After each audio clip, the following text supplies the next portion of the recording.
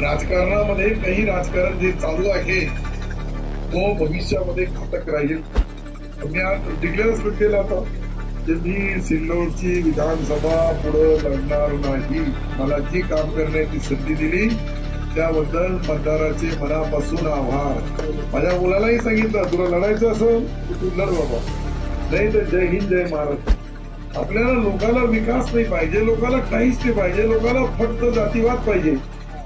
आणि विधानसभेला मी आता उभं राहणारच नाही, तुम्हाला कोणी काही वाकडं बी करू शकत नाही. मी डिक्लेअर केलं ते. माझ्या मुलाला सांगितलं तुला लढायचं असेल तर तू लढ बाबा.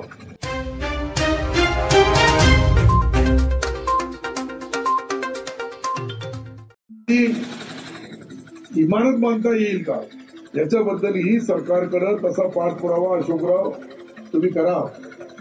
तुम्ही प्रपोजल द्या. सरकारने ज्या ज्या ठिकाणी अनेक खेड्यामध्ये भाड्याने रूम मिळत नाही, शिक्षक राहत नाही, भाड्याने रूम मिळत नाही, ग्रामसेवक राहत नाही, भाड्याने रूम मिळत नाही, म्हणून अनेक जे कर्मचारी अधिकारी आहेत ते आपल्या सोयीच्या ठिकाणी जाणं येणे करतात. कारण की त्यांच्याकडे तो बोलण्यासाठी असतं की इथं व्यवस्था नाहीये, कुठं राहायचं. आणि व्यवस्था असल्यानंतर इथे राहणं सोपं होईल. आणि या ग्रामीण भागाच्या लोकांच्या अडीअडचणी शेवटी ऑनलाईन सिस्टीम झाल्यापैकी बऱ्यापैकी आता तलाठी नसले तरीही ऑनलाईन सातबारा मिळतो. काही दिवसांनी नमुना नंबर 8 ही तशी मिळेल. जे काही आवश्यक कागदपत्र आहेत ते घरपोच डिलिव्हरी काही दिवसांनी होईल. त्याचे नाममात्र चार्जेस जे आहेत ते सरकार लावणार. आणि याच्यामध्ये पारदर्शकता कशी आणता येईल. लोकांच्या जे काही कामं आहेत, रोड रस्त्याची कामं असतील, आता सर्व डिप्टी इंजिनियर एक्झिक्युटिव्ह इंजिनियर आलेले, ते CMJSYचे असतील, PMJSYचे असतील, सार्वजनिक बांधकाम असेल, जिल्हा परिषद असेल, किंवा वेगवेगळ्या ज्या सरकारच्या यंत्रणाच्या माध्यमातून आपण रोड रस्ते सिंचनचा वेगवेगळा हे आहे, सिमेंट बांध वेगळे आहेत, भूमी अंतर्गत बांध वेगळे आहेत, पाझर तळ्याची दुरुस्ती करावी लागल, छोटे जे कॅनॉल आहे त्याची दुरुस्ती करावी लागल. हे टप्प्याटप्प्याने सिंचनाची व्यवस्था जोपर्यंत शेतकरी बांधवाला उपलब्ध होणार नाही तोपर्यंत शेतकरी बांधव 2 पिकं घेणारा तयार होणार नाही. आणि जोपर्यंत तो 2 पिकं घेणारा तयार होणार नाही तोपर्यंत आपल्या ग्रामीण भागाची दारिद्र्य दूर होणार नाही. कोणी कितीही बोललं, मी कितीही स्पीच दिला, कितीही भाषणं दिली, कितीही आपल्याला मार्गदर्शन केलं, पिण्याचा पाणीचा प्रश्न मिटला का? काही दिवसांनी आपला वॉटर ग्रीड होईल. कोणी विचार केला होता का अंबईला सिल्लोडतून पाणी येईल आणि तोही खडकपूर्णाचा वॉटर ग्रीड प्रत्येक 128 गावांना, छोटे मोठे मिळून 132 गावं आहे, पण 128 गावं, वाड्या वस्त्या तांड्यावर छोट्या छोट्या गावापर्यंत पिण्याचा पाणी शुद्ध असला तर अर्ध्या त्याच्या रोगराई त्याच्यामध्ये या PSCचे अर्धे गिराक तसेही संपून जातील, अर्धे पेशंट संपतील. मी आजच बोलतो तुम्हाला, पाणी शुद्ध पाहिजे. पाणी शुद्ध मिळाला का बाकीच्या ज्या छोट्या छोट्या त्याच्यापासून जे निर्माण होणारे उपचार घेण्यासाठी येणारे अर्धे पेशंट संपतील. परंतु पेशंटसाठी आता आपण ही जी इमारत बांधू लागलो ही इमारत वेळेवर पूर्ण व्हावी, चांगल्या क्वालिटीची व्हावी. लागला तर त्याचा सत्कार करू आपण त्या कॉन्ट्रॅक्टरचा पहिलेच ऍडव्हान्स, आणि त्याला हे कट ऑफ डेट देऊ. काम नाही केलं तर या सरकारचा जो सत्कार करतात तर सत्कारच्याही पुढं पेनल्टी देण्याची सिस्टीम. क्वालिटी चांगली पाहिजे, क्वांटिटी पूर्ण पाहिजे. क्वांटिटी आणि क्वालिटी मध्ये कुठेही फरक नाही पडायला पाहिजे. मी आता आलो, पेरेकर साहेब असं तिथं कॉलेजमध्ये, तिकडे एक मिटिंग आहे. तर हे जे अप्रोच आहे, राणीपासून निघालो अंबईपर्यंत 3 पुलं बनवले, 3ही पुलाचे अप्रोचेस झालेले. तर मग पूल बनवून काय फायदा झाला, रस्ता बनवून काय फायदा झाला, हा मुद्दा मी मुद्दाम जे बोलू लागलो. काही काही जे अपुरे कामं आहेत त्याची आज आपण मिटिंग घेऊ, जेणेकरून आपला ही बाकीच्या लोकांनी जेवण घेऊन आहे का, जेवण केल्याशिवाय कोणीही जाऊ नये. पण इतकं आहे ना, बाकी लोकांचं सर्वांचं आहे, विचारून घ्यावं लागतं. नाही तर मग आले जेवण नाही मिळालं तर आम्ही आलो, मग जेवायला सांगितलं. अधिकाऱ्यांनी तिथे जेवण आहे कॉलेजवर अधिकाऱ्यांचा, कारण की आपली मीटिंग तिकडे होईल. बाकी सर्व कार्यकर्ते जे बाहेरून वेगवेगळ्या गावातून आलेले त्यांचे मी मनापासून आभार मानतोय. आपण सर्वांनी मला परत 5 वर्ष काम करण्याची संधी दिली. या संधीचं सोनं कसं करायचंय, या संधीचा 5 वर्षामध्ये आपल्या तालुक्याच्या विकासाच्या माध्यमातून कायापलट करायचा असेल तर शेवटी विकास हा न थांबणारा आहे. एक केला का दुसरा येणार आहे, एक काम झाला का दुसऱ्या कामाची मागणी येते आणि टप्प्याटप्प्याने या तालुक्यामधले आपले जे प्रश्न आहेत, आता आपला अंबई टू नाणेगाव जंजाळा हे सिमेंट कॉन्क्रीट मंजूर करून दिला.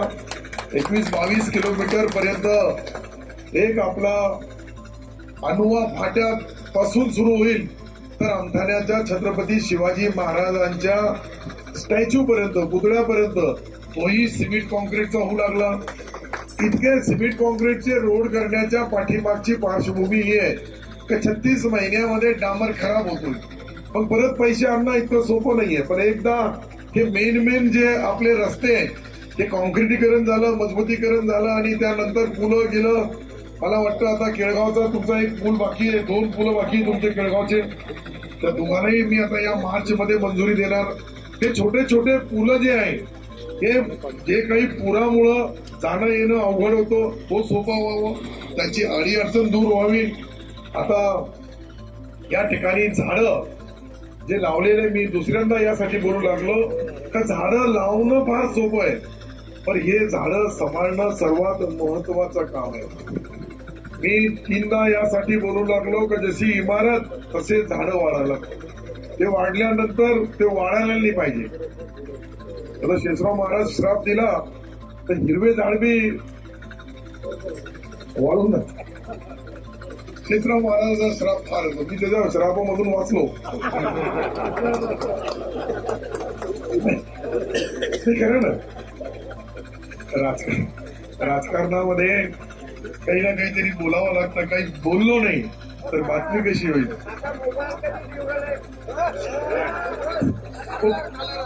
ये प्राइवेट है, प्राइवेट अंदर की बात. यहाँ मोबाइल बोले तो सब मोबाइल के लाइन लगा देंगे और सुबह वो दुकाना भी कम पड़ जाएंगे सिलोट.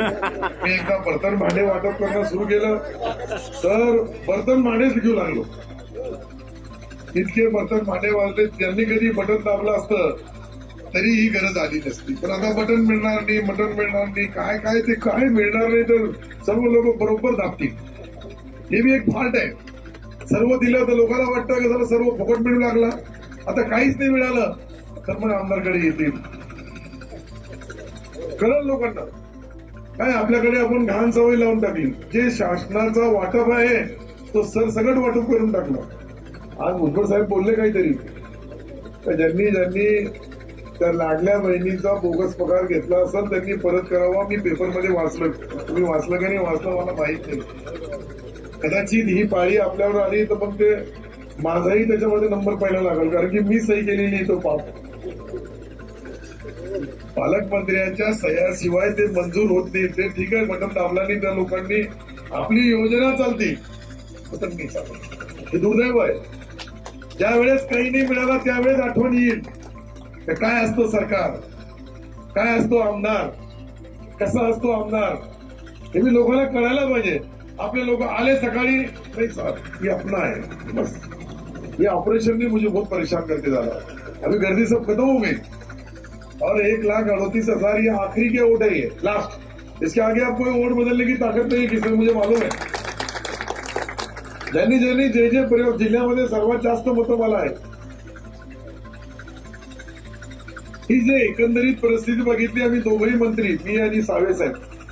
तो सावे साहेब बिचारा काटवर आणि मी बी काटवर. मी 3,000 2900 ते 2,000. अरे नाना पटोले तर 208 मतांनी निवडून आला. आता मुख्यमंत्री बनणाऱ्या लोकांचे हाल आहे का साहेब. थोडा बाबा म्हणजे राजकारणामध्ये काही राजकारण जे चालू आहे तो भविष्यामध्ये घातक राहील.